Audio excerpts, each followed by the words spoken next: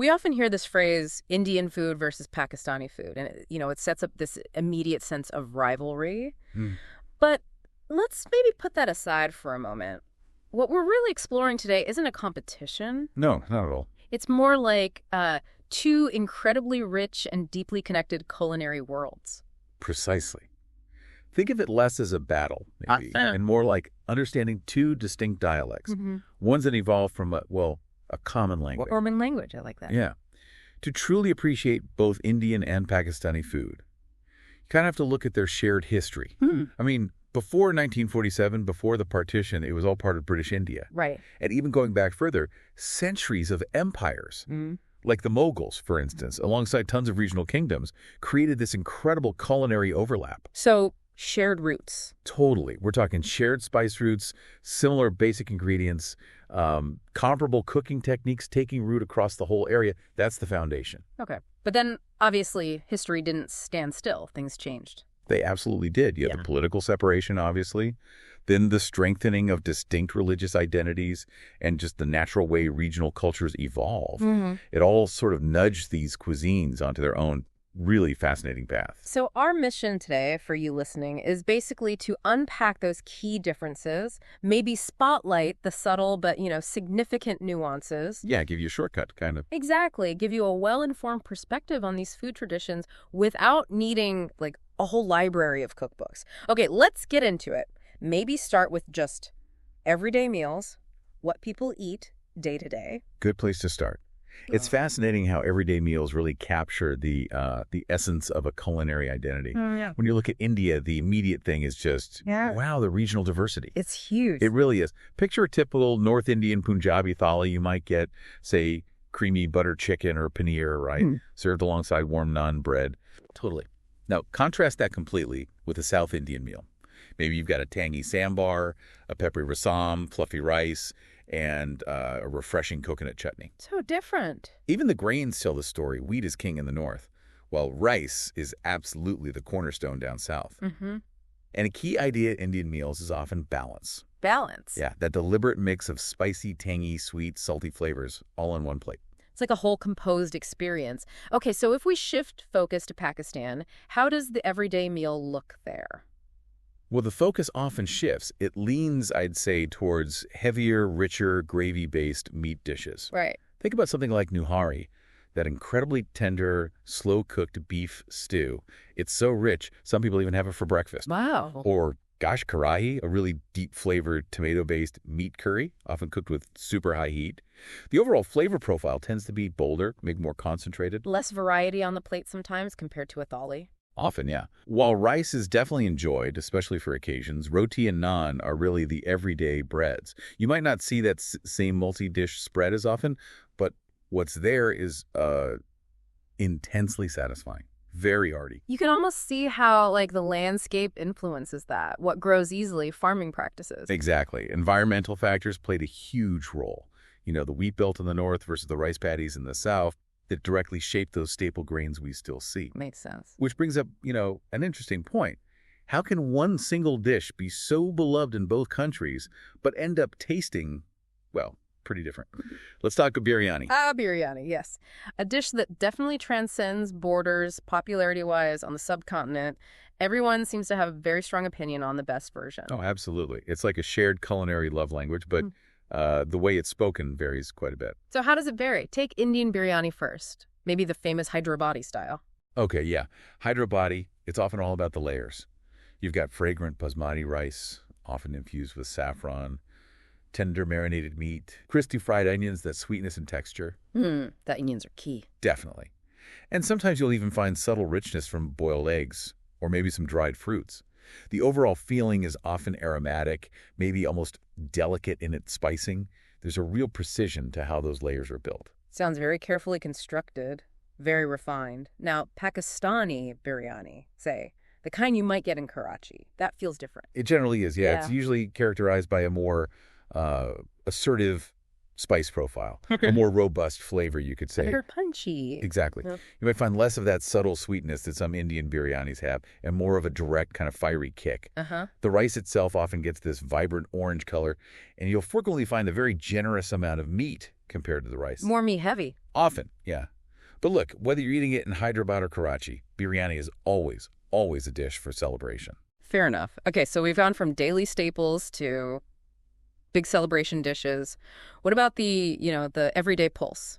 Street food. That's where you really see a culture's personality, right? Oh, absolutely. Street food is like this edible snapshot of a culture's tastes, its resources, everything. In India, Yeah. wow, street food is practically a religion. Yeah, it feels like it. You see an absolutely astonishing variety, just overwhelming sometimes. Mhm. And a huge amount of it is vegetarian. Why is that? Cost, mostly. Partly cost, yeah, but also very much driven by prevalent religious dietary habits. Think about those packed pani puri stalls in Mumbai, those crisp shells, tangy water, the explosion of flavor, Love pani puri. or the thousands of dosa vendors on Chennai streets, each with their own little spin. And then there's chat. Ah, chat, the ultimate mix. Right, that incredible medley of textures and tastes, crunchy bits, bright spices, sour tamarind, a touch of sweet.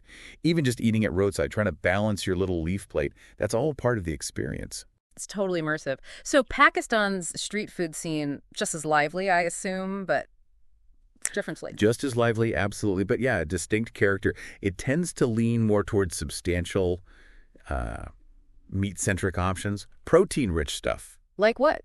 Imagine biting into a bun kebab, a spicy patty, maybe lentil or meat, tucked in a soft bun, often with fried egg and fiery sauces. Okay, that sounds amazing. Or a different take on chat, like Yeah. spicy chana chat, chickpeas, potatoes, tangy chutney, but often with a bolder chili hit. Yeah. You'll see tons of smoky beef seekh kebabs grilling over coals, flavorful fried chicken karahi served right there. Real roadside cooking. Exactly. And the chai culture. Tea's beloved everywhere, sure, but the roadside chai dabas in Pakistan have this unique social vibe.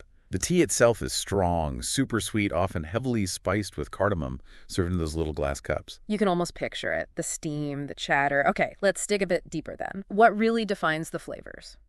The spices, the core ingredients. Yeah, this is where some really interesting, subtle, but profound differences show up.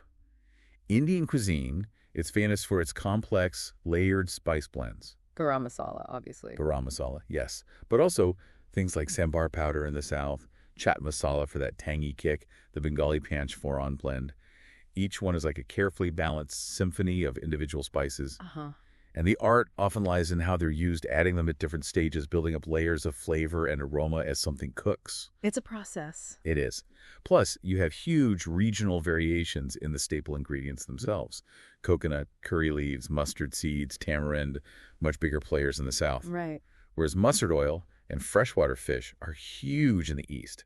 It's really not one Indian cuisine. It's this vast mosaic of regional traditions. It's almost mind-boggling, the scope of it. So how does Pakistan compare in its approach to spices and ingredients? Pakistani cooking tends to use spices in a, maybe bolder, more direct way.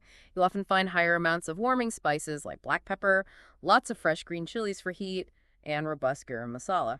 Less layering, more upfront flavor. Generally, yeah. There's usually less focus on achieving that sweet note in savory dishes and more emphasis on intense heat and deep savory flavors. Yeah. The base often involves generous amounts of onions, tomatoes, yogurt, and this is key meat, especially beef, is really central to the daily diet in Pakistan. Mm. That's a big difference compared to many parts of India where Hindu traditions often mean no beef. That brings us neatly to a really crucial point of difference, doesn't it? Vegetarianism. Absolutely fundamental. In India, for a huge part of the population, vegetarianism isn't just a choice. It's deeply woven into culture and religion. Especially certain regions, right? Exactly. States like Gujarat, Rajasthan, parts of South India, largely influenced by Hinduism and Jainism, including the idea of ahimsa, nonviolence. Mhm. And this has led to this incredible explosion of inventive, absolutely delicious vegetarian food. Think of bengan bharta, that smoky mashed eggplant dish, Yeah. or comforting rajma chawal, kidney beans and rice, the countless regional dals, lentils cooked in so many ways, and the amazing variety of chutneys and pickles that go with everything. The creativity in Indian vegetarian food is really something else. Now, in Pakistan, how does that compare? Well, vegetarian dishes definitely exist in Pakistani cuisine. You'll actually find flavorful dals, saag the mustard greens dish, or simple satisfying potato curries, aloo ki sabzi. But they're not the main event usually. Generally, no. They tend to play a secondary role compared to meat. It's fair to say Pakistani cuisine really embraces all kinds of meat: chicken, beef, lamb, mutton. They even use organ meats quite a bit in traditional dishes. Vegetarian options are there for sure, but they don't have that same central place they occupy in India. Okay, so food's obviously vital day to day. How does it connect with festivals, special occasions? That always brings out unique dishes. Oh, definitely. This is where you see the really profound spiritual and community significance of food shine through in both cultures. In India, think about Diwali. It's inseparable from special sweets, ladoos, barfis, those crisp-filled gujiyas. The mithai boxes. Exactly. Holi brings refreshing thondai and lots of fried snacks. During Navratri fasting periods, you see amazing creativity in making delicious meals without grains, reflecting ideas of ritual purity. Food is just deeply tied into religious practice, sharing with the community spiritual offerings. It's a really beautiful link between food and faith. And in Pakistan, similar importance during festivals. Absolutely, with its own distinct and equally significant food traditions. Eid-ul-Fitr, marking the end of Ramadan, means huge celebratory feasts. Imagine creamy sheer kurma, succulent kebabs, rich gravies. A proper feast. Totally. Eid-ul-Adha, the festival of sacrifice, involves the important practice of sharing meat with those less fortunate. And during Ramadan itself, the street food scene after sunset prayers, it's just spectacular. Iftar stalls packed with samosas, pakoras, dates, fruit chat. Sounds incredible. Again, it's all about celebrating together. Community, deep spiritual meaning, all expressed through sharing food. It really hammers home that food is so much more than just fuel, isn't it? Which maybe leads to thinking about just the act of eating itself. Yeah, that's fascinating too. The intimacy and cultural weight in how food is eaten. Yeah. In both India and Pakistan, eating with your hands is super common. More than just common, often preferred, right? Often preferred, yeah. It creates this tactile connection to the food. And the serving styles tell a story too. You see the practical steel thalas in India, the tradition of sharing from communal dishes everywhere. In Pakistan, maybe eating together around a dastarkwan, the cloth spread on the floor. South India, you might eat off a banana leaf. North India, maybe ornate metal plates. Right. But the core idea is the same. Food is connection. It's ritual. It's part of who you are, way beyond just simple sustenance. So as we kind of wrap this deep dive up, it feels clear that the whole Indian versus Pakistani food idea, it really misses the point, doesn't it? Completely misses the richness, yeah. It's not a competition, not at all. What we actually have are these two magnificent culinary traditions. Yes, they're rooted in a shared history, but they've blossomed in their own unique, really captivating ways. They share so much. They do. That love for the tandoor oven, the universal passion for a great biryani, that inherent love of vibrant spices, satisfying heat. Yet they each express those things through their own distinct lens, shaped by their landscapes, their beliefs, their separate historical paths.